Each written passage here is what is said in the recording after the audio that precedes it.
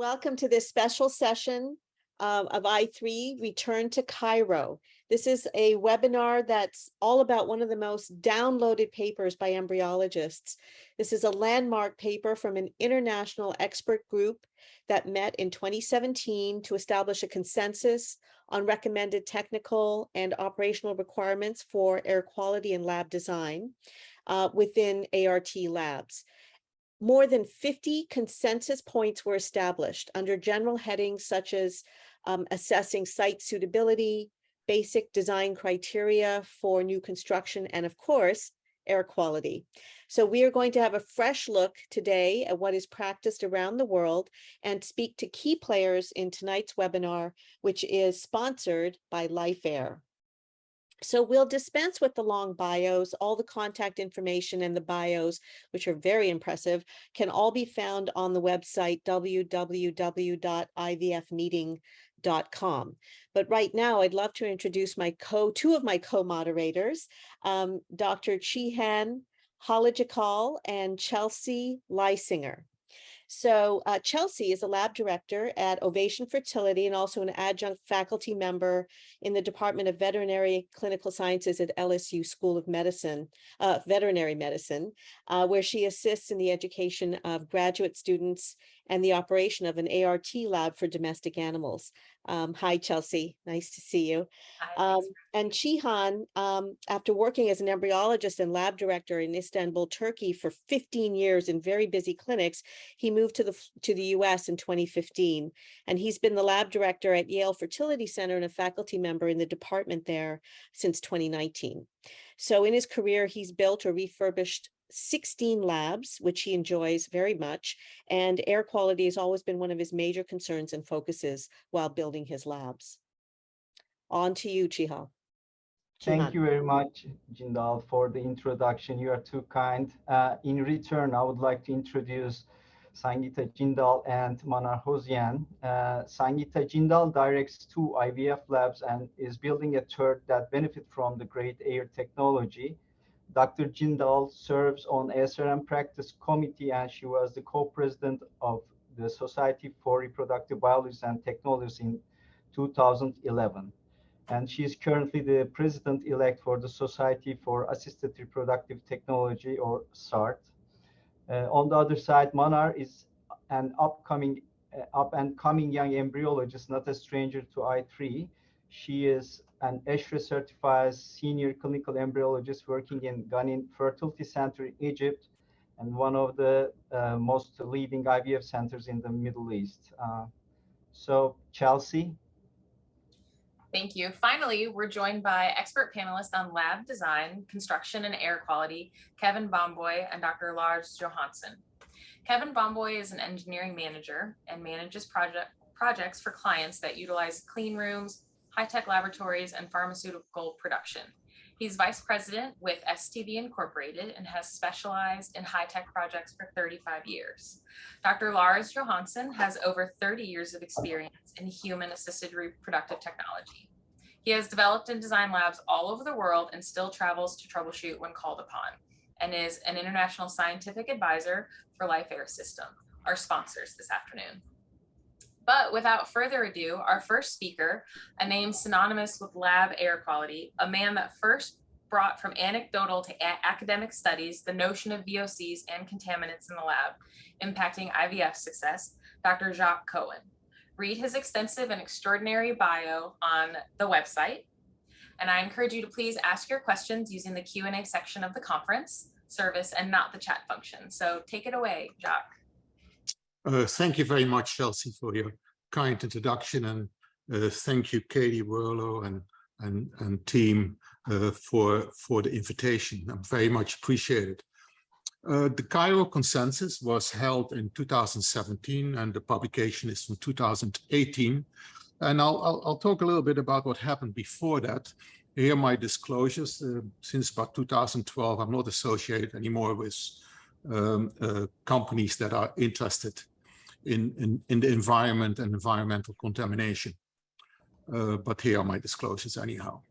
So the content of this presentation quickly is about early findings and definitions from the 1990s, the Cairo Consensus meeting on the in vitro environment from 2017.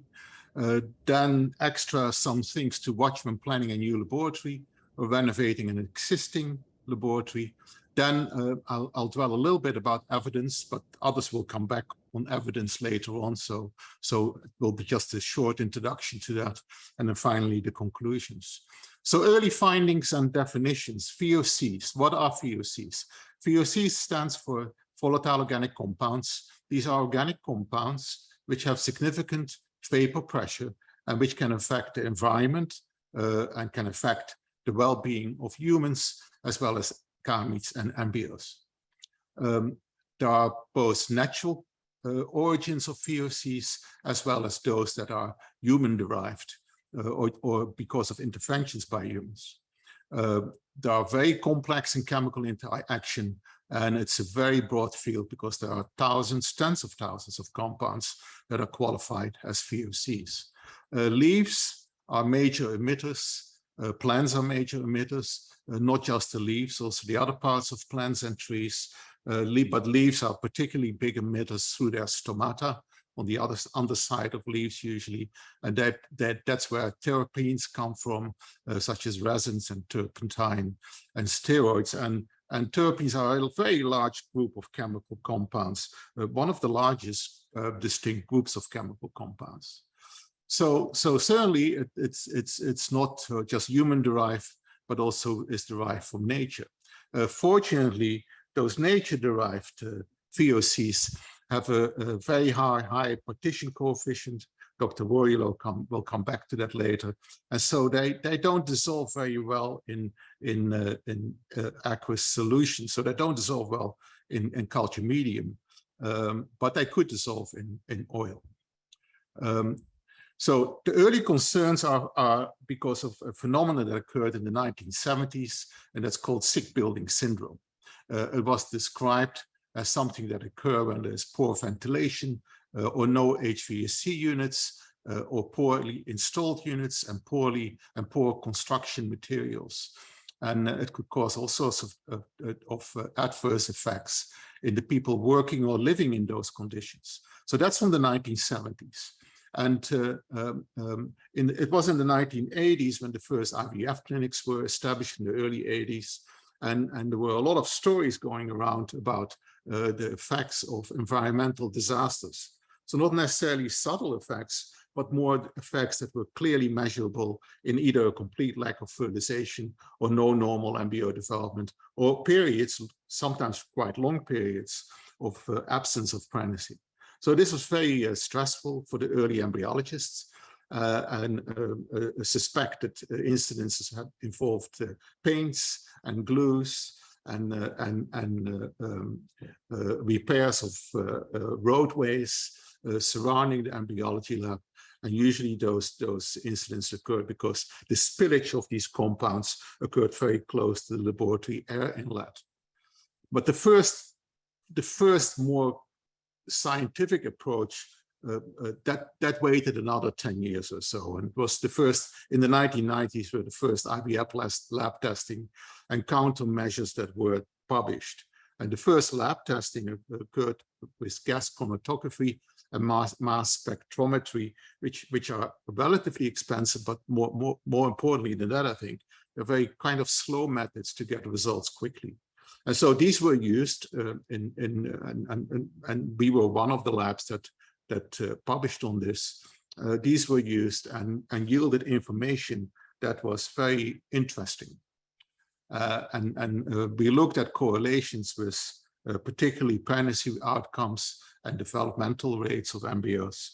And we also looked for incidents of toxic spills or other events. A group that I didn't place in the VOC group, but some authors in the literature do place aldehydes among VOCs. Aldehydes are organic compounds, and those are obtained because of oxidation of alcohols.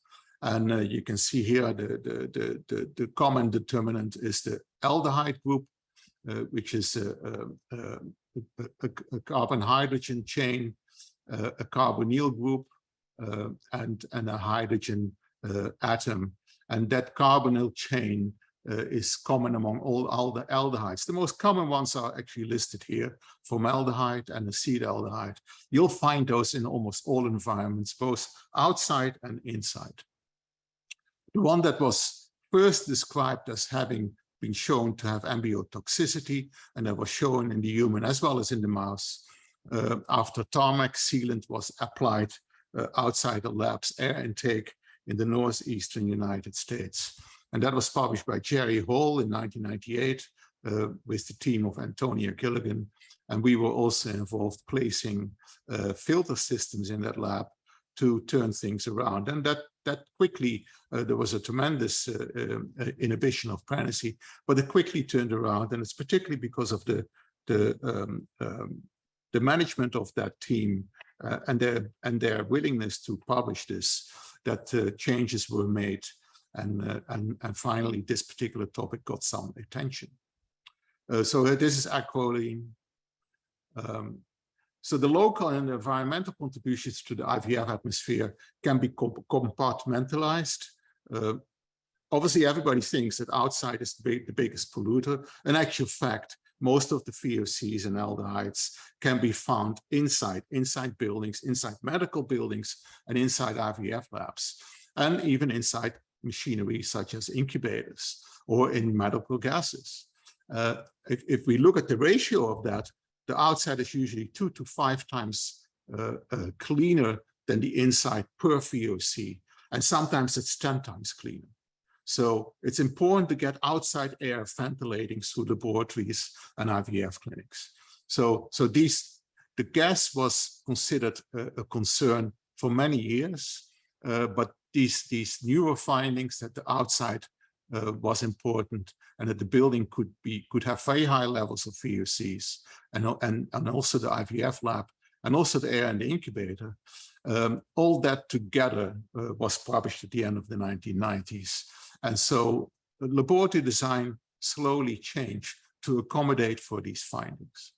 And one of the early proposals was, well, not all these laboratories have HEPA filtration. They should have HEPA filtration. And yes, they should have HEPA filtration, but aldehydes and VOCs in this diagram here, if these are the pores in a HEPA filter, and this represents an aldehyde 10 times its size, this yellow dot, you can imagine that that absolutely has no effect on VOC transmission and aldehyde pollution. So HEPA filtration, great, but you do need either mechanical or chemical filtration before the HEPA filtration.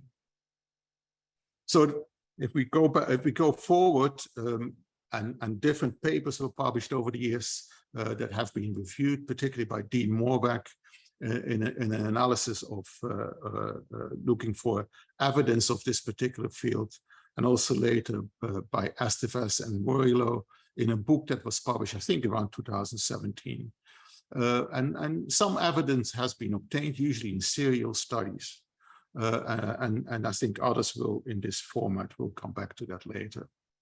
So there were more than 50 consensus points established in this meeting in Cairo in February 2017, and there were less than 20 participants. Most of them were experts in this particular area of the field. So here are some of these consensus points. VOCs, the total VOC concentration that's now recommended according to the Cairo Consensus is less than 500 microgram per cubic meter. For aldehydes is less than 5 microgram per cubic meter. Do we know that that's the right cutoff point? Do we have evidence of that? We do have quite a bit, but it's not in absolute terms. So evidence still is aggregated, and hopefully more studies will be done in the near future and the future. The air changes per hour, we recommended 15 changes per hour, overpressure of 35 PA, and of course, watching for overpressure between the different rooms. The temperature, the humidity, which we described as optimal between 40 and 45%, all depending on location, staff, contamination, culture system, and of course, important, the potential effects of high humidity, as well as low humidity on instruments and people. So, you know, there are tables in this consensus paper, such as these, which list a lot of the VOCs. As I said before, there are tens of thousands, but these are the most common ones that are found in laboratories. These were the oldest style laboratories on the left here that were measured by one lab, the lab of Antonia Gilligan in New Jersey, a group called Alpha Environmental, and the modern art laboratories that were purposely designed to reduce VOCs and aldehydes. And there were significant diminishments of total amount of compounds that were found. And you can see that here in the old style labs, it was about 4 times higher than in the new style labs. And often, not always, but often this was associated with improvements of outcome. So things to watch when designing a new lab or renovating an existing lab were also discussed in this meeting. Assisted reproductive technology laboratories have different requirements than standard surgical units. There are different VOCs and aldehyde sensitivities. And the sensitivities are usually on a parts per billion level rather than a parts per million level. The air intake should be isolated and pre-filtered. There should probably be 2 separate HVAC systems, one for the procedure rooms and laboratories, and then one for everything else. It's important to keep the HVAC on 24 hours a day and to have a backup generator for the first HVAC system that is controlling the sensitive area. There should be a backup battery as well, and probably UPS systems for different pieces of equipment. Also things to watch are listed here, such as sealing, material sensitivity, and oversight during construction. To use activated carbon, often in combination with potassium manganate as an oxidizing agent, or the live air system for filtration included in the HVAC system. So to go away from the standard that was before that, which was pre-filtration and then filtration to remove important contaminants, such as microbial organisms through HEPA filtration. The placement of the filter must be before HEPA, but downstream of the HVAC equipment. And we wanted the longest residence time as possible, so the recommendation was between 0.2 and 0.35 seconds. Residence time is how long VOCs are in that HVAC duct system where the filtration takes place. So in the VOC removal system, such as activated carbon and permanganate, you want the residence time to be as long as possible. The HVC submarine mode is something that has been proposed, that if there's an incident outside, such as that tarmacking incident in the 1990s in Maryland that occurred, you want complete isolation of outside air. And that can be achieved by being aware during the construction and planning for the construction. The supply vent should be close to the ceiling and the return vent close to the floor. There are other things as well that not necessarily came up in this consensus meeting. There have been publications, mostly in books, that you can find on how to construct an IVF laboratory with a lot of guidance, such as solid seating, airtight light fixtures, sealing the ducts, looking at all the penetrations in the walls, doors fitting and sweeps, pass-through, watching all the materials, furniture, walls, countertops, ceilings, windows, and cabinets for particular VOCs and aldehydes. Don't use manufactured wood products. Avoid plumbing above the laboratory and the surgical suite if you can, and then burn-in guidelines, which vary between locations. Now, ongoing concerns and considerations after you're done constructing or after you're done renovating are servicing the HVAC system and filter changes. Those can be expensive, particularly when you look at the activated carbon. So you need to sort of be able to measure when to do that. No aldehyde-based cold sterilizers are recommended. Some infection control, certain infection control can be embryotoxic, so we should watch out for that. Plastic wear off-gassing and preparation was discussed. Avoid packaging materials in the laboratory, avoid cleaning agents and cosmetic products. Cosmetic products often contain aldehydes. Avoid third-hand smoke VOCs from scrubs, humans, clothing, equipment, and use VOC-free or nearly free detergents. Now, can we measure, rather than doing mass spec and gas chromatography, can we measure VOCs in the lab? Well, the problem is that the sensitivity really is on the parts per million level and not in the parts per million level. And all these handhelds are really nice, I think. I haven't seen tests being performed to compare these models for IVF laboratories. They're nice, but they measure usually in the parts per million. An example is this one here from the Grey Wolf company. This is a more expensive unit, and that unit measures in parts per billion. So a little bit about evidence. An increasing number of studies of varying quality has been published. Many studies have been poorly designed because of different reasons for that. There was ethics involved, because how can you really do a study? You have to have two parallel labs, probably far away inside one building or in two buildings next to each other. Then you would have different staffing. The economy would be incredible. So usually these studies have been serial. In other words, a lab has been used with clear outcomes, and then that lab is left behind, and a new lab is established according to standards that some of those that I have described here. And improved air quality is achieved, and it's showing that there is improved air quality, and that may or may not show itself in improvements in IVF outcomes. A significant decrease of VOC and aldehyde concentration is feasible when you do all this. But you know, a few more or a few very good prospective trials will be beneficial for things like inline filters, or going from having regular medical gases going to nitrogen, for instance, that comes from liquid nitrogen, so that you get an ultra pure nitrogen gas in your system. Doing a prospective trial, to me, seems very doable. It's possible that filtration is essential for achieving optimal KPI, but more proof is needed. There are other potential consequences that may be longer lasting, such as genetic expression changes, but though that's just postulated, we have no proof of that. So the conclusions are that the in vitro system needs detox help.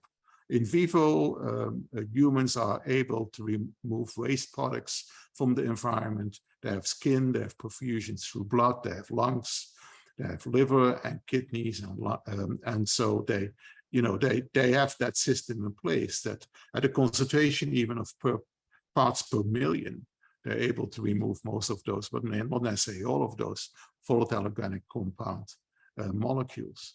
In vitro, it's embryologist dependent. The embryologist is in charge of the welfare of the embryo. Depends on laboratory design, mechanical and chemical filtration, oil sinks, water and media sinks, chelators and antioxidants. Thanks again for this invitation. I'd like to particularly thank Antonia Gilligan, who is really single-handedly responsible for 90% of these suggestions and chemical findings. And of course, the consensus group in 2017. The meeting was organized by Mohammed Fawzi in Cairo, and Sharon Mortimer wrote the paper. She was the main author.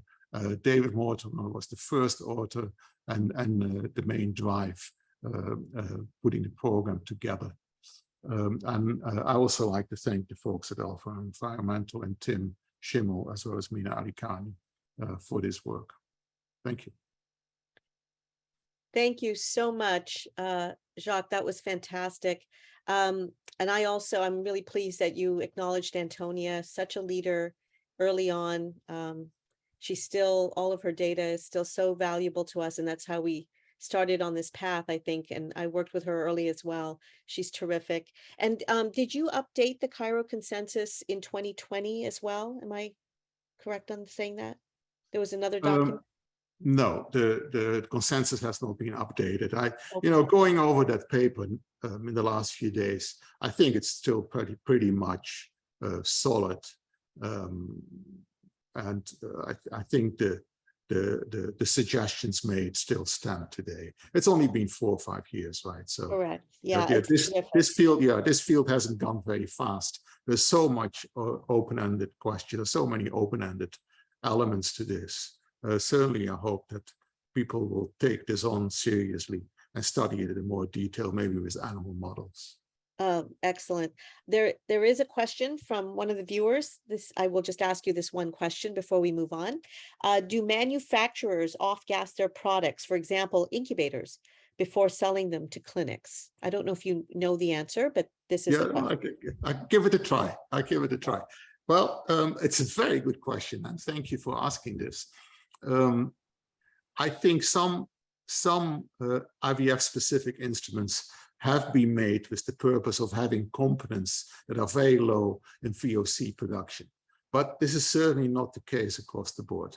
And I know examples of where it's very good, and I know other examples where it's very poor. Obviously, that's information I don't like to share, but it's a very good point. On the safe side, I would make sure that particularly if you get new incubators, that you spend considerable time, as long as you can, considerable time in off-gassing. Some manufacturers offer off-gassing. Yes, that's a point. They offer that at a cost. And if you do off-gas, maybe not inside the laboratory if it's a large instrument, maybe in another space or a totally different location. Thank you very much. Okay, that was terrific. So we're going to go on to our first of 2 videos. So here's a very short video from 2 of the original authors on the paper, Drs. Dean Morbeck and Jason Swain. Great, thank you very much. It's great to see everyone again virtually and be here and to talk about air quality, something that I've taken a keen interest in over more than a few decades now, and really from the start of Jacques' studies in the mid-90s. I did write a review paper prior to the consensus meeting in Egypt regarding air quality, and just my purpose to focus on was to say that VOC filtration is so critical, and it's something that was rather ignored up till then, other than, as I say, Jacques' work and others as well. We do, care about HEPA filtration and particulates, but really VOCs are what we don't have the ability to screen for easily, and therefore we need good air quality and good air handling systems to minimize that impact. There's several components to building the lab. That's all on the paper. You guys have seen all of that, but I can't help but appreciate how that's been part of our evolution as a field to get better and better at making embryos better and having higher success rates. It's really something that, it was incredible to take part in, and I think has been a great contribution to our field as well. I think air quality is important for the IVF laboratory, especially after events such as a new lab build or a commissioning of a new laboratory, to make sure that you've obtained the air quality that you desire. Now, in terms of the ultimate importance of that, is probably an area of debate, and you'll hear differing opinions. I think there's not a clear cause and effect in terms of certain aspects of air quality and embryology outcomes. But I think most people would agree that moving into a new lab, you want to make sure that you've got very stable, appropriate conditions, certainly the conditions that you're striving for, and air quality falls into that bucket. And in terms of monitoring air quality, we certainly like to measure this once we move into a new space, especially. The nice thing is there are commercially available systems to help give you the air quality that you're after in the laboratory. But I think verifying that you're getting those numbers or that measurement of air quality is important. So upon move-in, we really measure that daily, and then we back down that schedule to weekly or monthly. And the nice thing is there are now commercially available devices that allow you to measure this at the appropriate levels, down to the parts per billion with various handheld measuring devices. Importantly, although we do let that measurement back down to a weekly or monthly level, we do have the ability to then measure as needed if we think there may be a change in the air quality that could be impacting outcomes. And where we are very meticulous about monitoring is with the change of our HVAC filtration, changing those filters and things that are responsible for giving us the air quality that we're after. And in terms of the impact of VOCs and air quality, I think this is an area of debate, and I think viewpoints and opinions differ around the world. Certainly, it is an endpoint that we now have the ability to address through specialized air handling systems. That being said, the data that's out there isn't always entirely convincing. Most of it is retrospective in nature, or it's done through addition of VOCs and things directly into the culture media. And so whether that really would be reflected in the real world with the levels that you might have in a laboratory, in a modern incubator with some level of filtration, whether those VOCs can get down through the oil into the media at levels that could impact embryo development in the context of culture media, I think is unknown. And I don't know that we really could design or would want to design that experiment to purposely damage human embryos, but certainly animal models might give us the opportunity to do that and examine more real world settings to determine what the levels of VOCs or air quality may be, and to really prove to ourselves how far we have to go in addressing air quality as a factor in our laboratories.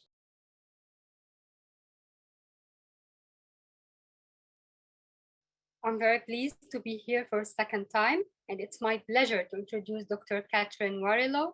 She is scientist, founder, and CEO of Life Air. Please, you can see her extensive bio through I3 website. Dr. Catherine. Thank you, Manar, and good afternoon and good evening to everyone. Thank you for joining us today. And although an embryologist at heart, I am the founder and CEO of Life Air Systems, so wanted to disclose that. But I'm really honored to be invited to talk with you about a topic about which I'm fascinated and passionate, primarily because of the tremendous impact that it can have on, the successful cellular and clinical metrics within IVF. Specifically, as Jacques referred to, the VOCs, our viable and our non-viable particulates, and their impact on cellular and clinical outcomes. I wanted to begin by thanking all of those involved in the Cairo Consensus, key opinion leaders, experts, global leaders, including Jacques Cohen, who gave an outstanding presentation a few minutes ago. It's really an honor to have him join us. Antonia Gilligan, I reiterate Sangeeta's comments. She's been instrumental in setting the tone for such a critical area of study. And but really it was their pioneering work and paper that really set the foundation, and we continue to learn from that. As many of you, as a lab director for decades, an embryologist, we're all driven to try to remove or control variables. As Jason Swain shared, there are countless variables that are going to impact our cellular and clinical outcomes. And so we all strive to try to remove and control as many as we can. One that was particularly elusive to us in our laboratory was that of the ambient air quality. And in the year 2000, we were asked to design and build a new IVF laboratory. And assuming that air quality was a variable that could be impactful to our process, we obviously didn't know then what we know now. We wanted to check the box. We wanted to remove it as a negative influence. And so we built and designed an ISO 5 or class 100 clean room from the ground up, thinking that if we culture our embryos in this space, that we will remove that variable. We followed all the leading suggestions, publications, again, some by Jacques Cohen, Antonia, Jerry Hall, Tim Schimmel, others, some leading recommendations from the biopharma industry.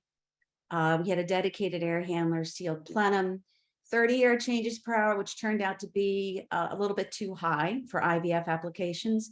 We ended up adjusting that down. We had about 450 pounds of molecular media split between carbon and potassium permanganate. That's an enormous amount of VOC remediation media. We employed ALPA filters, that's just a step above HEPA, continually bathed in UVC light. We had airflow over critical points of process, followed clean room SOPs. I can tell you those suits are not comfortable to wear and are quite warm. And we were certified quarterly. But the gem of this lab, although we didn't realize it for about 8 to 10 years, the gem of this lab was the live monitoring that was done. The live monitoring really was only being conducted so that we could be certified as an operational clean room. But it's the data from the live monitoring of VOCs, viables and non-viables, that really taught us what airborne metrics were truly critical to the culture environment, to culture the human embryo. So how effective was the space? Were we successful in removing this one singular variable? The answer, after 10 years of studies, yes, but not consistently.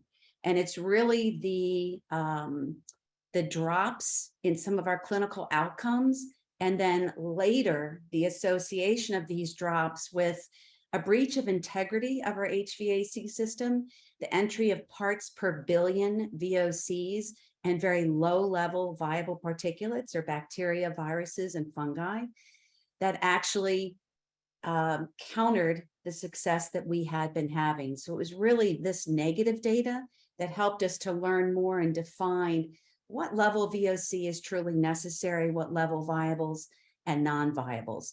It also led to an ongoing research that we're conducting to this day, looking at what VOCs are common to IVF laboratories, what are some of their concentrations, how do they travel, what are their kinetics of travel, say from the gaseous, the air environment in your laboratory, through the oil overlay, if that's being used, into the culture media, and then into the cell or the embryo. And once there, what are the mechanisms of cytotoxicity?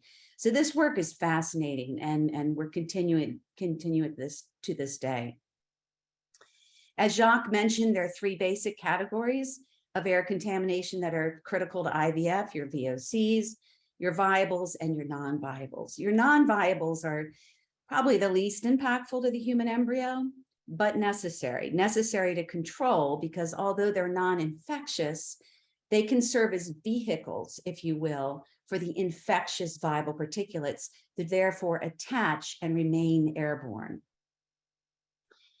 Most IVF laboratories, no matter where your location, have 4 common pathways in which the air contaminants can enter your laboratory and impact the culture environment. Your outside air, the recirculated air within the laboratory, the fabric, as we call it, of the laboratory space, the construction materials, and then the air provided by the HVAC system itself, the ductwork, which is often not paid attention to. So beginning with external sources, as hard as we tried, we could not control the activities of our neighbors.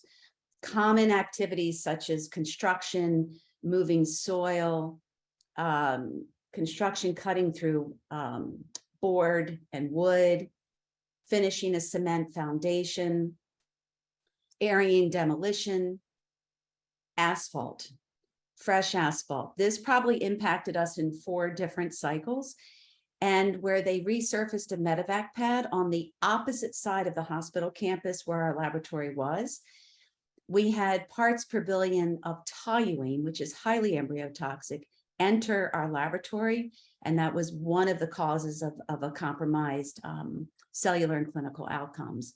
But fresh asphalt, whether it be resurfacing a medevac pad or resurfacing a road, repairing a rooftop adjacent to you, again, very common outside activities that are outside of the control of the IVF laboratory. Our laboratory was based at a level 1 trauma center. So we had 8 medevac helicopters, idling ambulance engines. Again, these were not near our air intake, but still were contributing to some of the VOCs and viables that entered our space. General traffic exhaust, restaurant cafeteria VOCs generated from that, whether it be within your hospital or a neighboring restaurant down the street.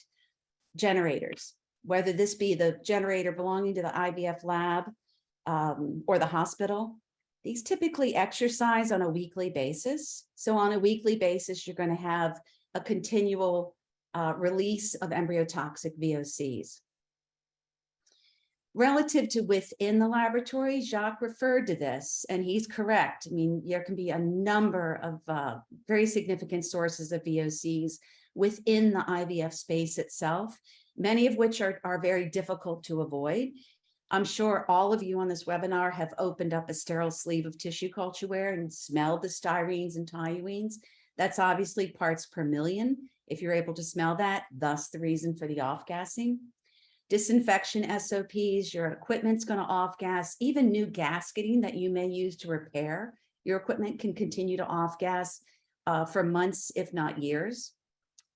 Your refrigerators, your freezers, as they're going through their compression process to maintain temperature, can release VOCs, medical gases. We ordered at that time, the highest quality medical gas called research grade. It was the most expensive, but still had a large number of VOCs concentrated, especially as you would continue to use the tank. And then we shed, the embryologists, the clinical team, patients.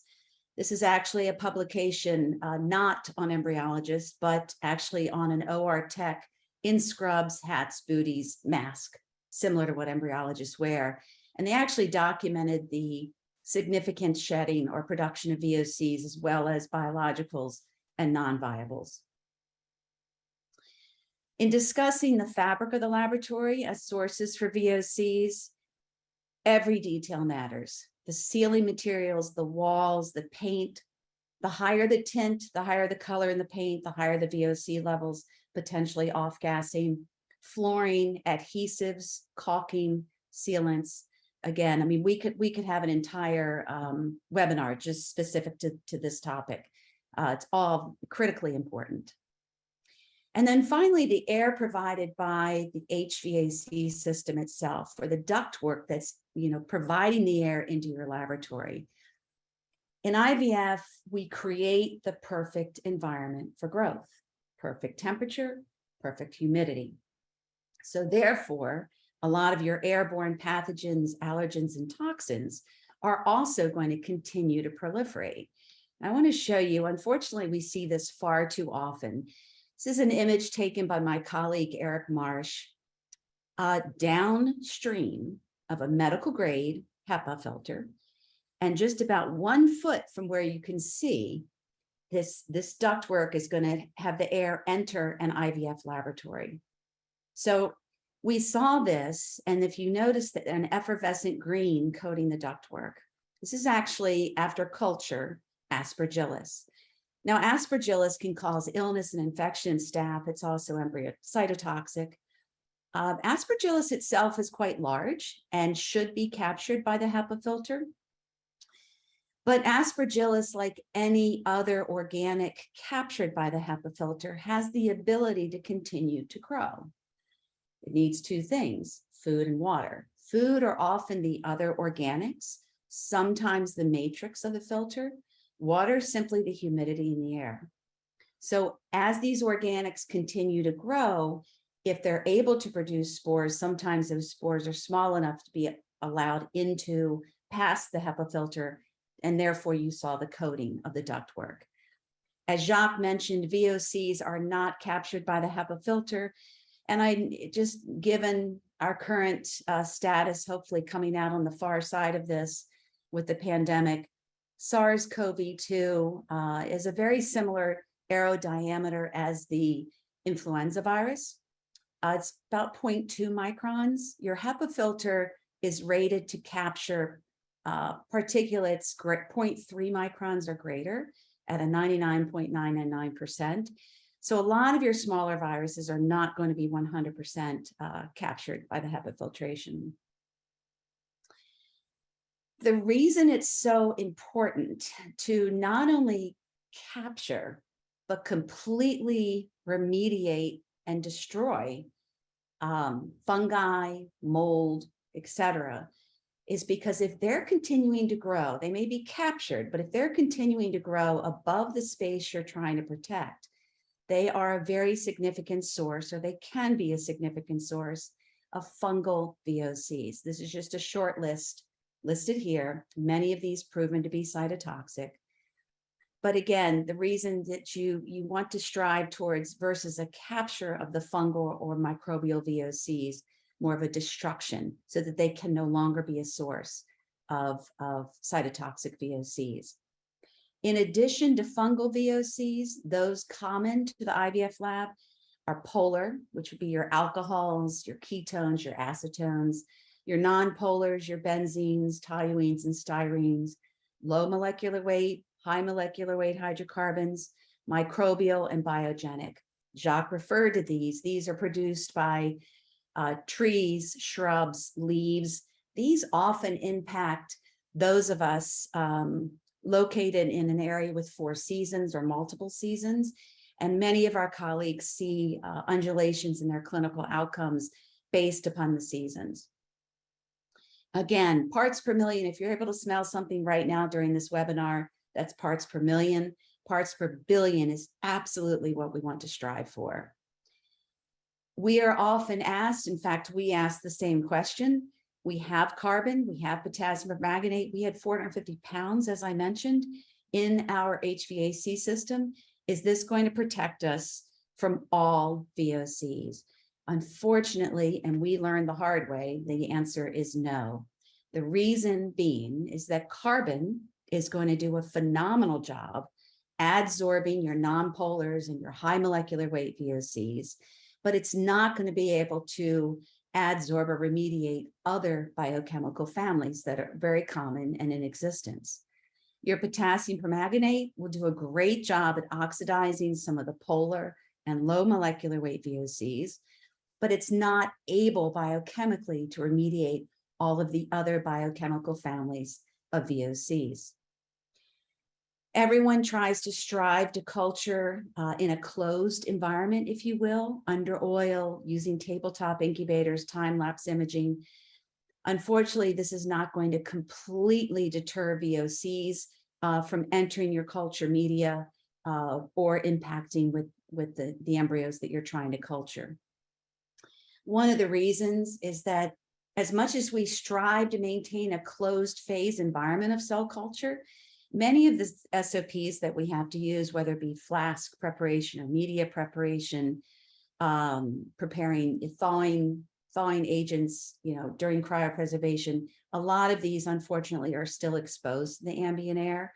And we'll talk about some of our research, which shows frighteningly how quickly some of these VOCs can enter the oil overlay and then cross into the cell culture media, into the cellular layers. As Jacques mentioned, there are tens of thousands of VOCs, and I like to describe them as each having their own biochemical fingerprint. The action of every single VOC is dictated by a set of unique metrics, unique to the VOC: a partition coefficient, a level of hydrophobicity, and vapor pressure, such that entry into the oil overlay or the media is very unique to that VOC and can occur fairly rapidly. Some VOCs can also be biphasic, where they're existing within the oil, but also they have the ability to cross into the cell culture media. And once present in the media, they're a permanent threat to the gametes or embryos that you're attempting to culture. As an example, your alcohols, your acrylins, your formaldehyde, glutaraldehyde, these are all hydrophilic and they're very water soluble, so rapidly entering the cell culture media or having the ability to do so. Versus your styrenes and benzenes, these are very hydrophobic, so they're highly oil soluble and have the ability to more easily cross into the plasma membrane of the embryo. All of this, as I said, led to extensive research on the mechanics, the mechanisms of travel of very common VOCs in IVF from the air phase across the oil overlay into the cell culture media and thus into the cell. Much of this is driven by laws of physics, and this alone could be yet another webinar topic. It's fascinating. It's absolutely fascinating. And a lot of our recent work is being published in the next couple of months in RBMO, which we're very excited about. But when you think about, picture 100 parts per billion of IPA, isopropyl alcohol. It's really Henry's law of physics, which I won't go into now, but again, fascinating topic, as well as thermodynamic equilibrium that's going to help drive that IPA into the oil overlay and then eventually into the cell culture media. Once in the media, yet another law of physics comes into play, your octanol water partition coefficient, as well as cellular homeostasis. That's going to help drive that VOC again, depending upon the individual metrics of the VOC and the environmental conditions, can help drive those levels into the cellular state or within the embryo itself. And again, much of our most current work is being published in the next couple months, as well as we were honored to be invited to share some of that information in the new textbook coming out in 23, Clinical Embryology. A lot of our data comes from multiple sources, most of which are from IVF labs in North America. As Jacques mentioned, there are handheld units to do live VOC monitoring, PID testing. The two that we've used is the Gray Wolf model that's sensitive at parts per billion levels, as well as a Ray unit. Again, these have to be very carefully calibrated. They can become unstable, but they have to be very carefully calibrated and used with frequency. It seems as if the more often these are used, the more accurate they can be. Just examples of this, just placing these in any area, in the IVF lab, in the clinical procedure room, wherever you may have concerns, just letting that run 24/7, it's a phenomenal teaching tool. And then looking at at what time, during which days are we having spikes of total VOCs, and then correlate that with whatever activities were happening at that time. And that can help you actually teach, train, and adjust your own SOPs. But these are going to identify your total VOCs. The next step, if there's an interest to identify, all right, which VOCs are these, what species and what concentration? That's when you want to deploy the TO15 canisters and do some of that air testing to really identify, are these problem VOCs? And once you know which VOCs, you can typically identify the source and try to remove that source. Another tool that we've used is the molecular media, the analysis of the molecular media, or the used VOC filters. So you can determine with the proper lab SOPs, basically the effective life left at the end of your use of your filter. And this is interesting because it's specific to your location, your staff, your SOPs, your patients, any environmental events, and just gives you an idea of anticipated time to exhaustion of that filter, because obviously you want to be proactive in changing those out. Some of the assays will also identify which biochemical families have challenged that particular filter. And then that can help you identify those particular sources of VOCs, and again, take actions of remediation. Just one table from some of the work that we've been doing, looking at some of the most common VOCs that we have identified across numerous IVF laboratories, again, primarily in North America. But in looking at, this is just a short list of those that we found most common and the most common concentrations. If we take, say, isopropyl alcohol or IPA, the average concentration was around 157.3 micrograms per cubic meter.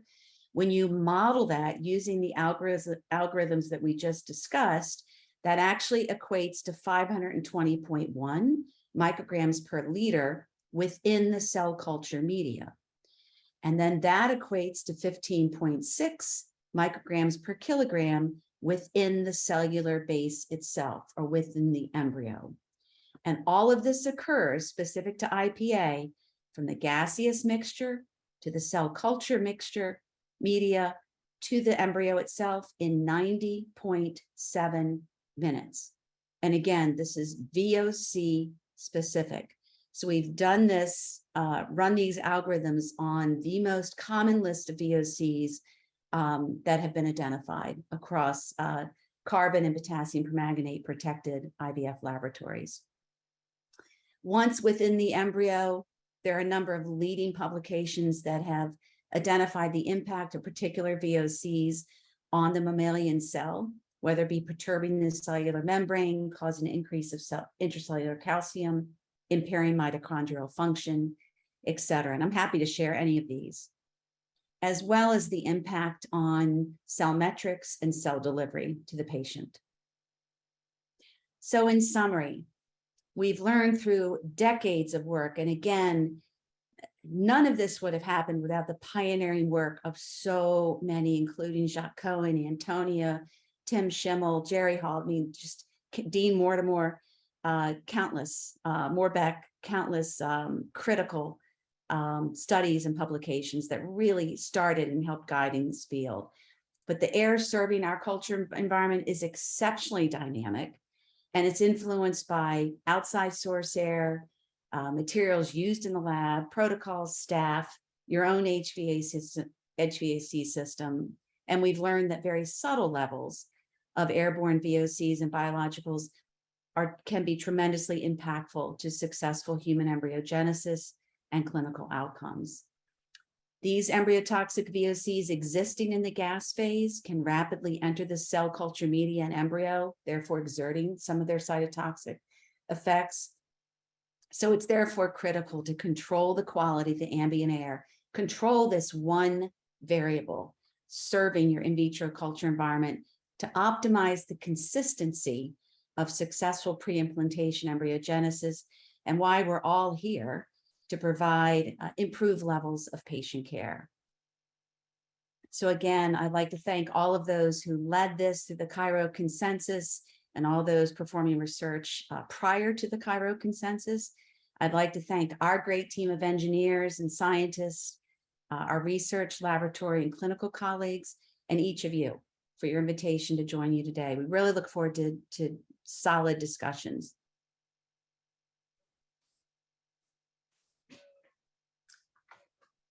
Thank you, Catherine. Excellent, informative presentation. Real quick, many of us have older and established laboratories. How can we improve our air quality and culture environment in a laboratory that's been established? That's a good question, Chelsea. And it's one that we're often asked. I would say I would start with just assessing what you have, assessing the air quality within the IVF laboratory using some of the techniques that Jacques and I mentioned. I would assess the air quality coming out of the final diffuser in your laboratory. Look at the components of, again, what you already have, the air handler, the humidity system, dehumidification systems. Is it still serving you? Is it delivering what you need? Is it maxed out? And those are, I would start with really an investigation of what you have in the environment that it's providing. Great, thank you. That's very helpful. So while people watching this webinar think of questions to ask our speakers and panelists on air quality and lab design, be sure to put those questions in the Q&A function and not the chat function. We're going to show a clip from a video montage of some of the most modern IVF labs in the world, and the entire video is available online at the i3 website. Enjoy. So it's very important when considering a location for a lab, what the sort of the ambient air condition is around the facility. For example, are you going to be building your laboratory near a highway? Is there a rubber plant near your lab or an oil refinery? You know, unlikely. But you know, one can never control exactly what's around you. So my recommendation before someone builds a lab is to do an environmental check. You know, check the air around you just so that you know what you're dealing with as a sort of a baseline, and know what it's going to take to get your internal air quality to the level that you need. Hi, I'm Dr. Chelsea Leisinger. I'm a lab director for Ovation Fertility, and I direct 3 labs, 2 in Central Louisiana and 1 in Grand Rapids, Michigan. I'm currently in my Lafayette, Louisiana laboratory. Construction in this laboratory started in 2019 and was completed in 2020, and we did our first cycles in this laboratory in May of 2020, post-COVID, and we do approximately 200 to 250 fresh retrieval cycles a year. Hi, my name is Anastasia Mania. I'm the lab manager at King's Fertility, London, UK. This is our lab behind me, which we built in 2018 and started working in 2019. We moved from an old site across the road from King's College Hospital. We do 1,800 fresh cycles and over 1,000 frozen cycles. When I was looking at trying to put this lab together, I looked at the literature, I looked at my colleagues, I looked at my friends, and there really was one main system that seemed like it could do it all for us. We used a consultant to help us ensure that our research was accurate, but essentially ended up with the best state-of-the-art air handling system for IVF. And we still have that, and it still has performed flawlessly for us. And I say us, I've now retired about a month, but this lab is still going and doing great.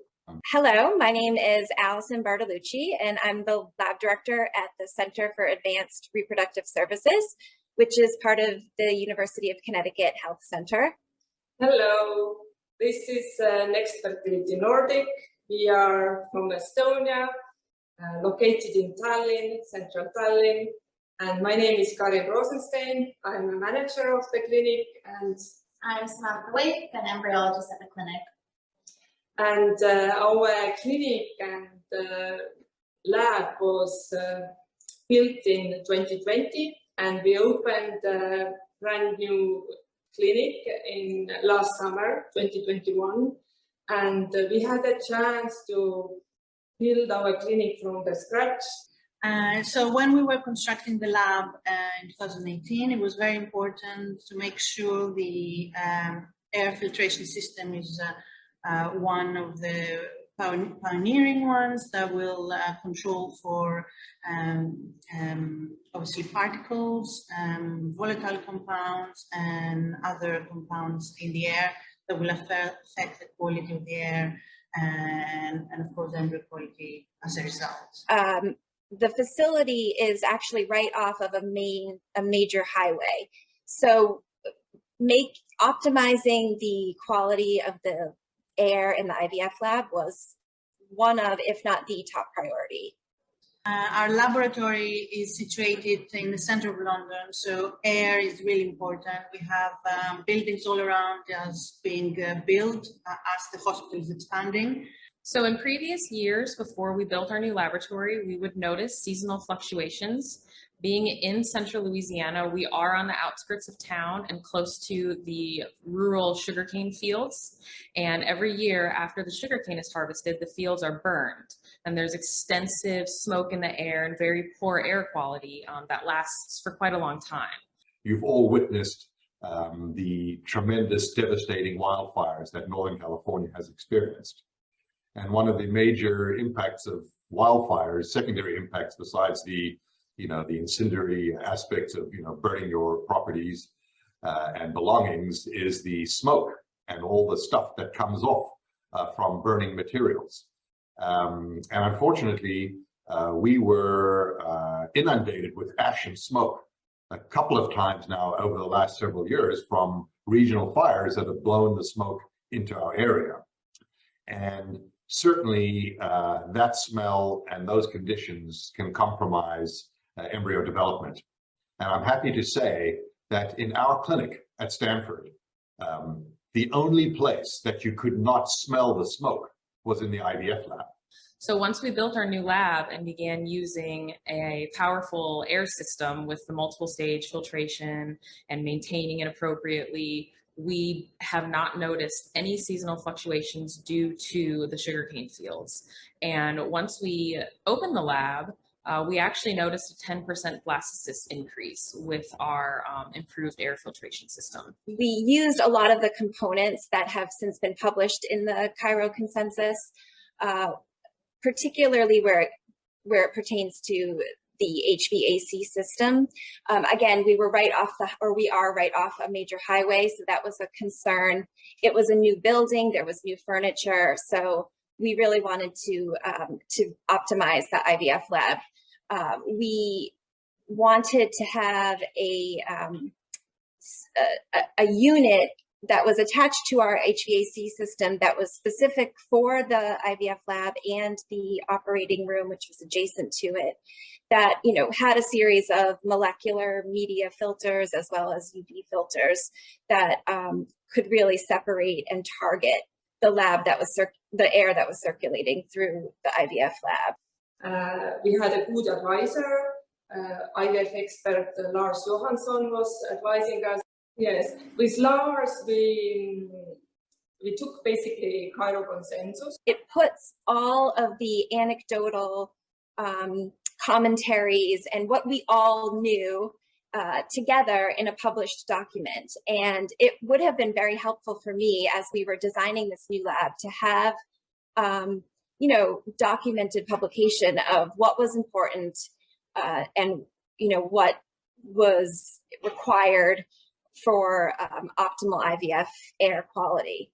A very useful guide for not only lab directors and embryologists, but also for the folks designing new labs or renovating existing labs. Which describes good quality IVF lab requirements, and we started with lab design, how it's located, all the materials are selected with good care, and we paid attention, of course, about our air quality, and there is special attention was paid on ventilation system, because we know that the air quality has a crucial role for IVF outcomes, and there was separate project for our ventilation system, and we decided to integrate in addition to regular HEPA filters, we integrated also VOC filters ordered from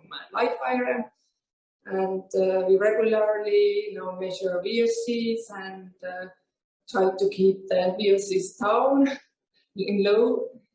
And the design of the lab is so it's central within the clinic, so the IVF lab is completely separated, but it is accessible to the OR procedure room via a door or window, and accessible to the andrology lab, which is kept separate also by window. Next to the lab, we have the cryo room, special for the liquid nitrogen tanks. And we also have a separate room for the gases, so the gas cylinders, nitrogen, oxygen, and carbon dioxide.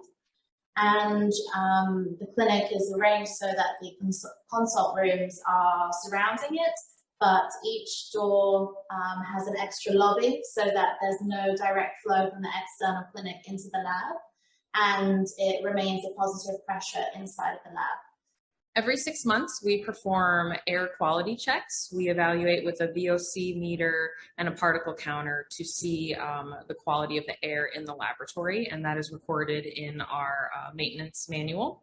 And with our new lab and our filtration system, our particle counts were virtually zero, and our VOCs were undetectable, and they remain that way since the opening of the lab. So our monitoring system that obviously monitors temperature and CO2 in our incubator and surfaces also monitors 24/7 the VOCs in the room, because of our environment, the outside air being so polluted, being in the center of a big city.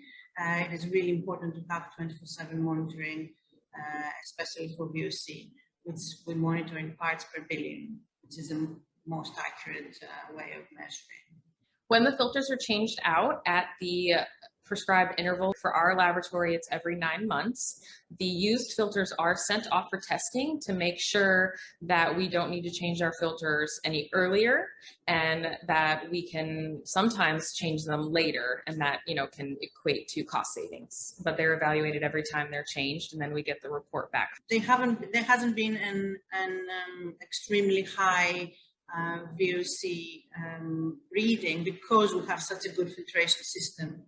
So sometimes, because it's so low, almost zero, in order to test as part of quality control, that apart from the servicing of it and replacing whatever needs replacing in the actual box for the VOC, we when on shutdown every Christmas, when we don't have embryos in the lab, we actually deliberately put some volatile compound smell temporarily to make sure that it actually records it. So this is part of our checks as an independent check to, apart from the maintenance of it, to make sure that things are working as they should. And generally speaking, as every embryologist does, we, you know, reduce the chemicals and the odors that we bring in as much as possible. We have scrubs and hats, and we change shoes, all these things that we obviously don't wear perfumes, all these things that we all know and do to make sure that VOCs are as low as possible. Other measures that we utilize to keep our lab air quality clean, we have a monitoring system that tracks our air quality and alerts us if our VOCs are out of range, and that's recorded daily. And the laboratory technicians wear scrubs that are clean, and they change when they're on site, and they don't wear them home. During the design, it was designed that IVF lab has the highest positive pressure, around 40-50 pascals, and all surrounding rooms have like 10 pascals lower, like operation and entrance room to IVF lab has lower. And Samantha can talk about regular quality measurements. So we have good quality control procedure in the lab. So monthly we do extra checks, for example, with the VOC reader, and the small particle counts, and obviously other quality control measures in the lab, temperature, and we keep the humidity between 40 to 60% as well. And within the small particle counts, we do it at various stages throughout the room, so under the laminar flow hoods and in the middle of the room, and also we check the particle counts in the operating room and the andrology lab as well. And we also do lab shutdown every year, so we do a deep cleaning every 6 months, where we clean the incubators, and also we regularly check the microbiology swabs, so to check for bacterial growth on the lab surfaces and in the incubators. And all of the equipment is serviced and calibrated every 6 monthly. And we get the filters changed also every 3 months, depending on the equipment. So at the back of each incubator, we have a special filter, as well as the filter in the ventilation room, which is the HEPA and the VOC filters. So we have many levels of quality control. We have daily checks of quality control, weekly checks of quality control, monthly checks, and quarterly and yearly. We do agar plates for air quality yearly in different areas in the lab, and then obviously we use our monitoring system that records daily to see trends, and we analyze the graphs quarterly unless we get an alert earlier that we obviously need to act on when it's outside our normal levels. The Cairo Consensus came out in June 2018, and it was exactly when we were actually choosing a filtration system. So it was a great guide for us to make sure that everything we designed so far was correct, and everything we are planning to do, especially for air quality, is actually according to the latest consensus. And Cairo Consensus was extremely important and helpful for me to design this lab. In addition, we we followed a lot of those rules or guidelines that pertain to furniture. So we knew that the like any sort of particle board or anything that had a formaldehyde base was a big no-no. So most of our furniture is stainless steel or had a ingredient list that did not have any formaldehyde in it. We have sealed floors, sealed ceilings. I think you can see behind me. We do have positive pressure in the IVF lab, which is monitored with the, we call them the balls in the wall. So every time that somebody goes in and out, you can hear the balls popping, indicating that the pressure is, there's positive pressure in the IVF lab. Also, we follow what I think most labs do. We have a very strict fragrance-free policy throughout the whole facility, but especially in the IVF lab. We wear laundered, the scrubs are laundered by a company that the soaps and the detergents have been cleared for any sort of, embryo toxicity or shedding. And, we really just, our kind of motto is better to be too strict than to sort of let things get loosey-goosey and regret it in the long run. So we don't really cut any corners. I think, our motto in terms of managing the IVF lab on a day-to-day basis in terms of air quality is to keep as much stuff out of the lab as possible. So anything that can be done outside of the lab is like packaging, unpackaging. We off-gas all the plastics in laminar flow hoods. We don't have visitors, unless they are medical students that have been gone. We've given them the rundown in terms of fragrances and stuff like that. So we just try to keep it minimized, any new introductions into the lab. But we don't have any VOC monitors or anything, but I mean, we do have those filters checked and cleaned every, or replaced every 9 months. That life air filters and the HVAC filters are on a schedule as well. And they check the filters for what's in there too. Just to see if anything changes. So if there's an uptick in formaldehydes or something else, then they'll recommend that we change them more frequently or look at our processes. We have had consultants, some of the experts in IVF lab air quality come in. We do it maybe every other year, quite honestly. They come in and they do a full rundown. So they do the sulfur test where they test the to see if there's any leaks in the seals of the walls or the floors. They test for VOCs, they evaluate the HVE system, and then sort of give us a commissioning report after that. That's done, like I said, every other year almost. One of our biggest environmental contaminants is probably just pollution from car exhausts and things like that. We are part of New England, which is well known for the climate changes. So it's not really a pollutant, but it's a challenge is to keep up with the humidity and temperature changes, because even the most sophisticated HVAC systems struggle with keeping up with the vast changes in temperature and humidity. So I would say that is operationally one of our biggest challenges, is the dead of the winter, getting that humidity up to, the system really likes to operate at about 45% humidity, and it's very difficult in the middle of the winter. And then at the same time, in the summertime, it's the opposite problem, is trying to keep it lower. So I would say that those are the biggest challenges in this area. IVF, especially IVF laboratory, is fraught with variables.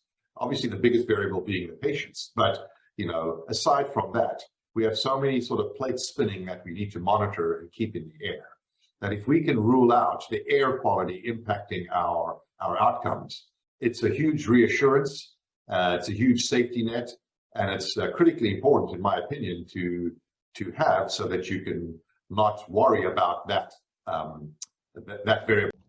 Thank you. That was a wonderful clip of that terrific video, which entirety can be found on the website. But I think because of the incredible number of participants and questions that we have for our experts, we're going to shift now to the Q&A section, which is so fun. And Jihan, take it away. Yes, thank you, Sangeeta. Well, I think it's the time for start a discussion between us about the excellent presentations and those beautiful videos that we actually watched. And it's actually, I would like to know, Sangeeta, for example, you are building a new lab at the moment. What are you comfortable with, for the off-gassing of your laboratory before starting the cycles? What time period would you give to a lab after building? Well, first of all, I want to say I have severe lab envy after watching that video. Those labs were gorgeous. So I was not taking screenshots, but I will be going back to the video to look at them. So when I build the lab, which will be my third lab using Life Air, which I'm very excited about, there is a burnout phase. And I usually follow the good guidance of Katie and Eric and the people at Life Air, but it's at least, I think it's about a month. Is that right, Katie? That's usually what it takes. Am I remembering? It can be 2.5 weeks, depending on what temperature you can hit. That's right. So that would be the answer. Couple of weeks to a month. Okay. Well, Chelsea, what's your opinion about the off-gassing of the laboratory? I think it was very important and quite effective in the building of our lab and the success when we first opened our lab. We off-gassed ours for 2 months. And then it actually ended up being longer because COVID shut us down. But yeah, it was very important. And for example, if you don't have enough time for the off-gassing, what kind of measures do you guys, we can take in our laboratory to, kind of be more comfortable about these things? Sometimes it's a rush. It's not well planned. Lars? Well, first of all, I wouldn't do it. Okay. I wouldn't start. That's a no-no. I would burn out as much as I can. High temperature, high circulation. And for equipment, I usually demand that they should burn them off by the factory before they send them out, because it takes such a long time to burn them out. When you come in there, you have to have a special room, as Jacques was talking about, to burn them off. And the slightest smell, we don't use it. It's usually the rubber in the incubators, but it could be anything actually. So we take one equipment at a time and introduce it, and then clean it up also when it comes in. So we demand that they burn them out. The biggest problem is actually something we haven't really talked about, is what do we know about the production of the medium? Is it performed in VOC-free environment? We have batch differences, you see, and we can't find the reason for it. And we can't find also, and even the companies can't find it. Is it because it's not produced in VOC-free environment? Because you can't see it, you just see the consequences. Well, Manar, what is your experience in Egypt about building a new lab and the air quality? Actually, I have no experience to build a new lab, but from hearing from my colleagues, there are many industries here or just office that will make degassing before introduce the incubators or to introduce an instrument inside the lab. So they make the degassing or the off-gassing outside of the construction itself. That's great, because it's one of the questions that I was planning to ask. Who is actually off-gassing the laboratory empty or putting the devices in and off-gassing? I think it's kind of very important to make that decision as well. Sangeeta, do you have any opinion about that? Well, I was wondering if the experts have any advice on how long. I think we had 2.5 weeks, although Chelsea said 2 months, my goodness, and even longer. What temperature would you recommend the burn off to be at? And should the equipment be before or after? This is a question, and from one of the attendees. Well, I know. Okay, sorry. Sorry. What we've recommended is, if possible, to off-gas the equipment outside the laboratory. As Lars said, order it as soon as you can. Preferably sometimes older equipment is better, but try to off-gas that outside the laboratory. And then as far as if you have equipment in the space, as long as it's not going to be harmed by the high temperatures, but we'd recommend upwards to high 80s, 90. Running at full tilt with your air changes. Obviously remove all of your filters but the HEPA in doing so, and just letting this run through for a minimum of 2.5 weeks, if you can do that. And also I saw a couple of laboratories who are constantly cleaning the walls and the paint during this period as well. We do testing, or if you have in the biologicals or anything. So we have a clean room expert coming and cleaning the walls, the floors, everything before we install the equipment. And then it takes a week to get the results. And then they tell us that it's fine, it looks okay. And then we start with cleaning in the pre-interim, the burnout equipment that we have, and gradually introducing them. Because as Katie was saying, you can't increase the temperature too high for equipment, then you destroy them. I see. And also I would like to ask, the inline gas filters. I think, we have different types of incubators, which we have big box incubators, which have a lot of volume and requires a lot of gas running through the filters. And we have the desktop incubators, benchtop incubators, which are kind of requires much less gas. So who would like to comment on the inline gas filters at this point? Yeah, I can. I think that early on we had not much information about how effective they were. It's a filtration system that's not recirculating. It's one line, and you expect over a few millimeter, you expect a very high level of removal, and of course that's a big challenge. The newer filters that have been produced by different manufacturers were tested by Antonia about 7-8 years ago. And I challenged those results because they were unbelievable, very, very effective in removing aldehydes and VOCs. I really couldn't believe it, but she stood by her data. I don't think that's published. So that was different manufacturers, from different manufacturers. So I think those filters have become better over the years. The manufacturers probably have ways of internally testing it and not necessarily sharing that kind of data. But then, of course, the question is, how often do you change them? And of course, there's an expense related to this as well. I do think that the whole topic of the gases is incredibly important, right? The gametes and embryos are 98% of the time in incubators, and so their environment comes from the gases.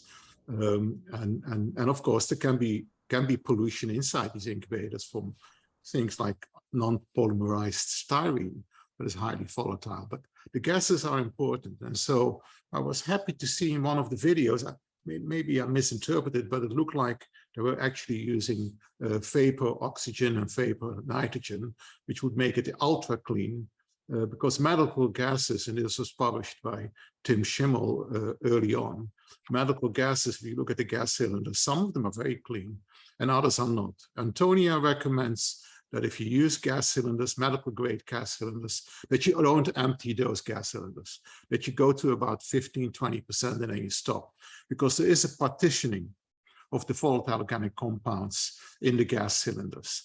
They do try to stick to liquid most of the time. And so all of the liquid will become more and more toxic the more the cylinder is being used. And so try to change it before it's empty. I think it's a very small recommendation, very simple recommendation. It's a bit more costly, but it will probably make a change. Some cylinders will be clean though. You can't just apply this to every cylinder. But going by Tim's findings early on, 1 and 3 cylinders is well, really highly toxic. Thanks. Yeah. Thanks, Jacques. I think I'm going to switch gears and ask Kevin a technical question. Can you speak a little bit to the lab pressure, maybe what it should be set at and the importance of that? Sure. Obviously, we're trying to keep those spaces ultra clean. So we typically pressurize it to at least 0.05 inches water gauge. I know there was values listed in metric there, but 0.05 to 0.1 across the door, across the lab. If you get much more than that, doors become hard to open, things of that nature. But when we're doing a lab, we'll typically shoot for those, and we'll monitor with a pressure gauge across the door or a physical device to make sure that the labs stay positive. But that's been our experience, everything from clean rooms to BSL-4 labs. So I agree. That answered your question. Go ahead. Yeah, I agree with what you say, because there have been, when you come to new built labs and they can't even open the doors, it's so hard for them because the overpressure is too high. You spot on. Yeah, we struggled a little bit when we built my new lab. With, Can I come back to the pressure just right? I have one question. I want to know how often we usually reach out to measure the VOCs level inside the IVF lab.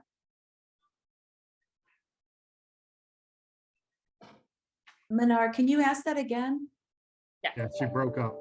I want to know how often usually or should we measure the VOCs level inside the lab?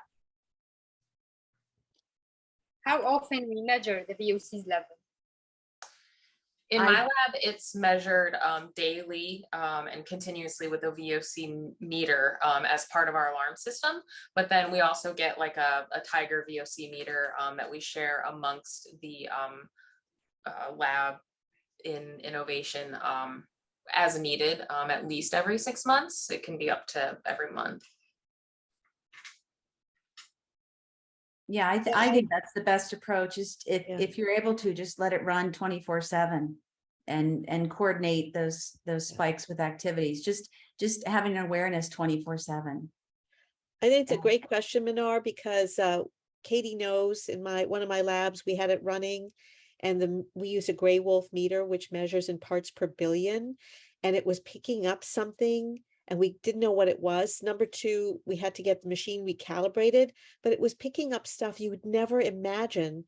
I think it picked up a dust removal canister that was in a cupboard that was off gassing, that had been there, and it was in the back, and we didn't even know it was there. And then we had alcohol swabs in one of the drawers, which we never use.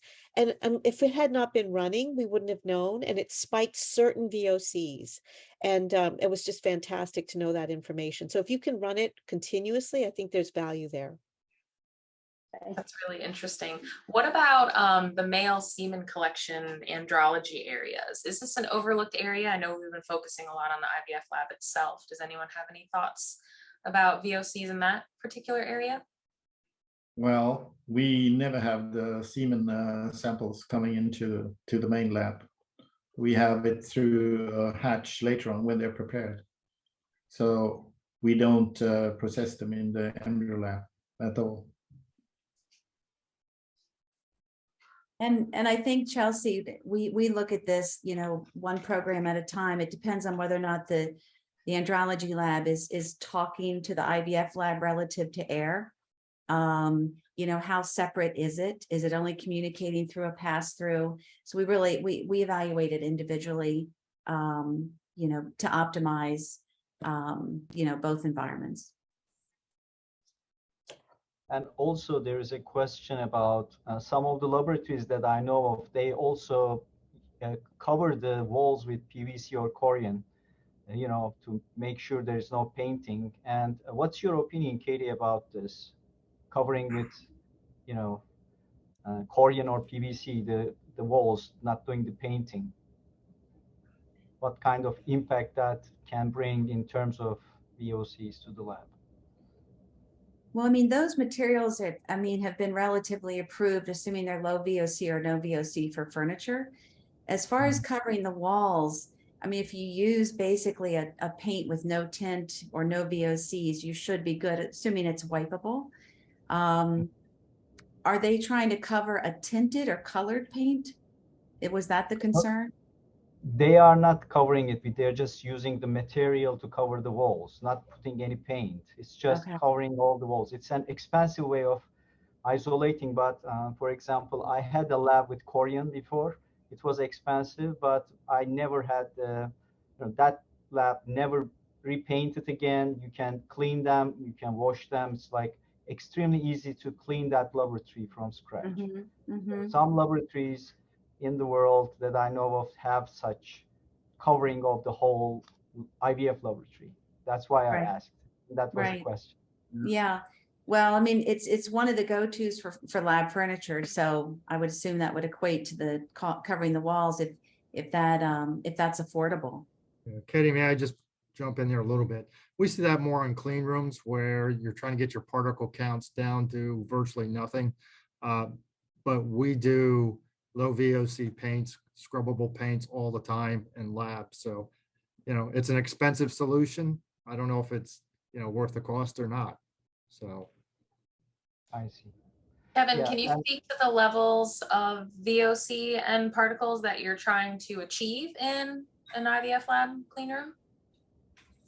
Well, I'll let Katie touch on that a little more. It all depends on what area of the lab and things of that nature. But Katie, you want to jump in a little bit on that as well or not?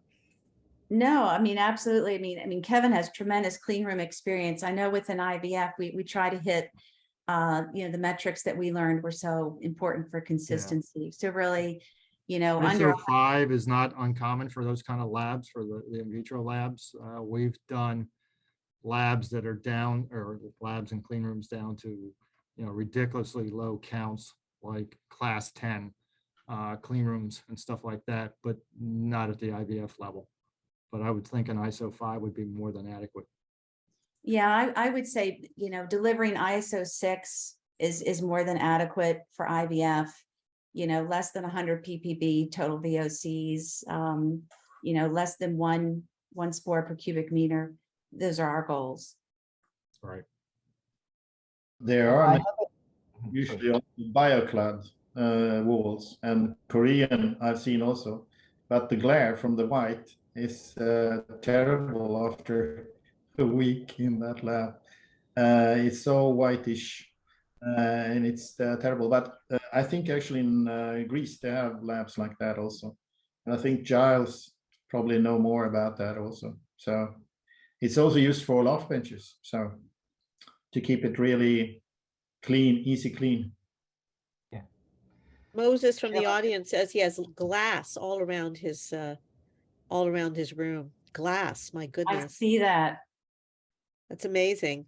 And glue, we have to mention glue. I remember Antonia going on about adhesives and sealants and the VOCs that come from that. That's part of it when you're talking about construction. So important. Yeah, we always encourage using floors that are heat welded, no adhesives. And there is another question about flooring from Arafat. He mentions is epoxy VOC free? Is that a good choice for a lab floor? I know what we've seen more often are the Mipolam or Medentech floors. Kevin, I don't know if you have any thoughts on that. We've seen those too. We've seen epoxy, and it's more of a cleanability where the floor and the coves and the walls all kind of match up and there's no seams and things like that. Again, those kind of materials, if you can get low VOCs, that's great, but usually there's a significant off-gassing on those type of floors. Yeah, the seamless part that you mentioned is key. But you also have VOC-free now mats that you can say, and they are afterlot free as well. So, but they are very hard to put in. They are a little bit stiffer. So you can get those actually. Dr. Mina Alikani wants to comment. We need to conduct experiments to show how VOCs in the air find their way into culture medium dishes inside the incubators. So far, we only have indirect evidence of negative effects, outcomes based, but no direct evidence. What's your comment? This is from Dr. Mina Alikani. That work is actually ongoing as we speak, relative to specific VOCs, and then following the kinetics from the gas to the oil to the culture media to the cell, obviously not using human embryos. Okay. So are there specific VOCs that directly correlate with poor development? Do we know that, or just a subgroup of VOCs? Though there are quite a few publications on specific VOCs relative to mammalian cells. There are, I mean, there are more mammalian cells in general, just in vitro culture, than anything else. Thank you.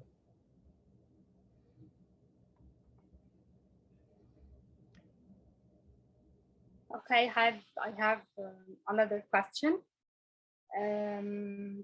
According to Cairo Consensus, the acceptable level of the VOCs inside the IVF lab is about 0.4 to 0.5 part per million.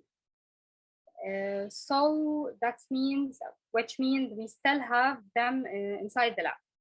How we can reduce the effect of this very low concentration, which affect the outcome, especially the reproductive outcome and the embryonic development? Did I understand it was about plastics? How you can get rid of the VOCs? Yes, we have acceptable limit or acceptable level according to the Cairo Consensus. But we still have low concentration inside the lab. So how we can reduce this effect to the minimum levels to overcome the harmful effects on the embryonic development?